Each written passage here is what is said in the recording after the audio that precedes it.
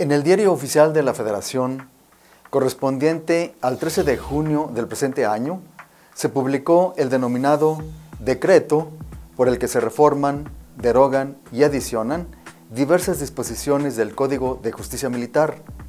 del Código Federal de Procedimientos Penales y de la ley que establece las normas mínimas sobre readaptación social de sentenciados, disponiéndose en su artículo transitorio primero que tal decreto entrará en vigor al día siguiente de su publicación. Estas reformas son muy importantes en cuanto cumplimentan con toda claridad unas ejecutorias de la Corte Interamericana de los Derechos Humanos, en el sentido de que de los delitos cometidos por las Fuerzas Armadas cuando los pasivos sean civiles, solamente conocerán los tribunales ordinarios, no los militares. Entre los diversos preceptos del Código de Justicia Militar referidos en el decreto mencionado, su artículo 57 fue reformado en parte, derogado parcialmente y adicionado en otros puntos por el Congreso de la Unión, a fin de acatar diversas ejecutorias de la Corte Interamericana de Derechos Humanos, por ejemplo el caso Cabrera García y Montiel Flores, y quizá la más trascendente en el caso Rosendo Radilla Pacheco,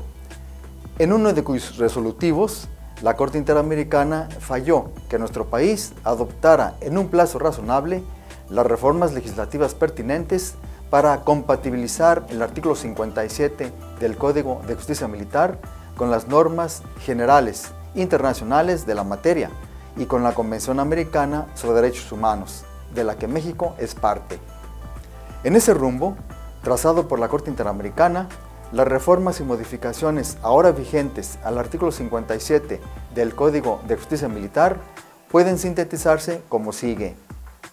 Después de acotar lo que son delitos contra la disciplina militar, enumera a continuación una serie de conductas y excepciones en determinados casos, a fin de separar con claridad los comportamientos de que deberán conocer los tribunales castrenses y los casos de excepción en que solo podrán intervenir tribunales ordinarios.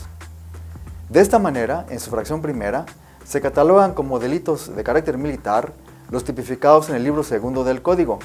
pero se hace excepción a la regla en su nuevo artículo 337 bis, que fija que esas conductas solo serán consideradas como delitos contra la disciplina militar cuando se cometan en campaña, y que fuera de este supuesto, los comportamientos que resulten en delitos del orden común o federal serán juzgados por tribunales federales ordinarios. En la fracción segunda del propio artículo 57 se establece que son delitos contra la disciplina militar los del orden común o federal, siempre y cuando no tenga la condición de civil el sujeto pasivo que resiente sobre su persona la afectación producida por la conducta delictiva. Es decir, que la excepción en este caso consiste en que si un militar comete un delito de orden común o federal, quedará en el ámbito de la disciplina militar, pero si la parte ofendida es civil, entonces el proceso conocerá un tribunal ordinario. Otro ejemplo de excepción, incluido en la misma fracción segunda del numeral en comento, se hace derivar del preámbulo y de los incisos que le suceden enseguida, como lo es el caso de la persona titular del bien jurídico tutelado, o puesto en peligro por la acción u omisión prevista en la ley penal como delito en el siguiente supuesto: que fueren cometidos por militares en los momentos de estar en servicio o con motivo de actos del mismo. En este caso, la excepción consiste en que si la conducta cometida por un militar no fue en servicio ni con motivo del mismo, entonces el asunto conocerá un tribunal ordinario. Más adelante,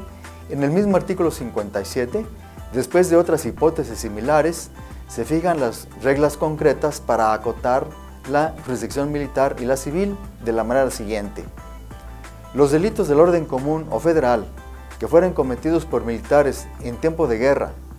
territorio declarado en ley marcial o cualquiera de los supuestos previstos en la Constitución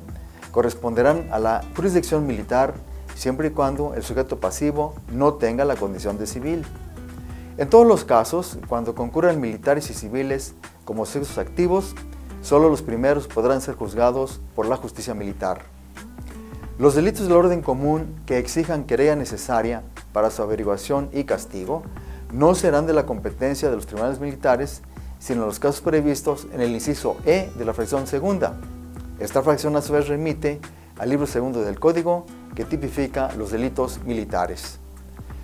Como puede apreciarse de la breve síntesis de la redacción actual del artículo 57 del Código de Justicia Militar, el legislador federal da muestra de un cumplimiento del mismo para ajustarlo a las reglas generales internacionales previstas en los tratados en los que nuestro país es parte, y además procura acatar las ejecutorias de la Corte Interamericana de Derechos Humanos.